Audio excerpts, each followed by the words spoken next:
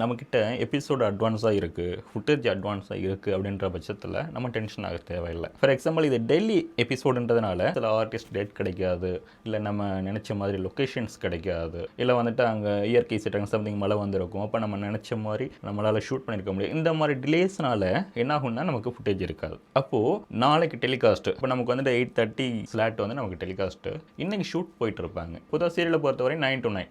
அப்போது 9 மணிக்கு ஆரம்பிச்சுட்டு 9 மணிக்கு அது எடுத்து முடிஞ்சு அதன் பிறகு அது நைட்டு வந்து எடிட்டிங் டேபிள் வந்துட்டு அங்கே எடிட் ஆகிட்டு அதன் பிறகு அது வந்துட்டு டப்பிங்க்கு வரும். இது ஒரு பெரிய ப்ராசஸ், பட் நமக்கு டைம் இருக்காது. அப்போ நாங்கள் என்ன பண்ணுவோம், அந்த மாதிரி நேரத்தில் ஒரு போஸ்ட் ப்ரொடக்ஷன் டைரக்டர் வந்துட்டு ஒன்லைனை பார்த்து அதில் சீன்ஸை பார்த்து யார் யார் அதில் ஆர்டிஸ்ட்டு அப்படின்னு சொல்லிட்டு அட்வான்ஸாக அவங்களுக்கு டைம் சொல்லி வச்சுருப்போம். மேடம் நாளைக்கு 1 மணிக்கு தான் எங்களுக்கு எபிசோடு வரும், நீங்கள் 1 மணிக்கு வந்துடுங்க, 2 மணிக்கு வந்துடுங்க அப்படின்னு சொல்லிட்டு அவங்கள அட்வான்ஸாக புக் பண்ணி வச்சிட்டோம். அப்படின்னாக்கா அதற்கு இடையில் எடிட்டர்கிட்ட சொல்லிவிட்டு நான் 1 மணிக்கு டெஸ்ட் போட்டிருக்கேன், நீங்கள் 1 மணிக்குள்ளே எனக்கு எபிசோடு கொடுத்துருங்க அப்படின்னு சொல்லிட்டு அவங்ககிட்ட கேட்டு அதை வாங்கி அதன் பிறகு அதை பரபரப்பாக டப் பண்ணி ஆர்ஆர் எஃபெக்ட் இதே மாதிரி தான் சேம் தான் வந்துட்டு ஆர்ஆர் எஃபெக்ட் எல்லாருக்கும் வந்துட்டு எத்தனை மணிக்கு வந்துட்டு எபிசோடு வந்துடும், எத்தனை டைம்குள்ளே எனக்கு இது வேணும் அப்படின்னு சொல்லி அவங்ககிட்ட இருந்து வாங்கி லாஸ்ட்டாக ஃபைனலாக டிஐ வச்சு அதை பார்ப்போம். நம்ம எடுத்தது கரெக்டாக வந்திருக்கு அப்படின்ற பட்சத்தில் அதை வந்துட்டு நம்ம சேனலுக்கு டெலிவரி பண்ணுவோம். ப்ரொடக்ஷன் ஹவுஸ்லேருந்து டேப் கிளம்பிருச்சுனாவே ஒரு திருப்தியாக இருக்கும். அப்புறம் வந்துட்டு அது 8:30க்கு டெலிகாஸ்ட் ஆகிடுச்சு, எந்த இஷ்யூ இல்லாமல் டெலிகாஸ்ட் ஆகிடுச்சுனாக்கா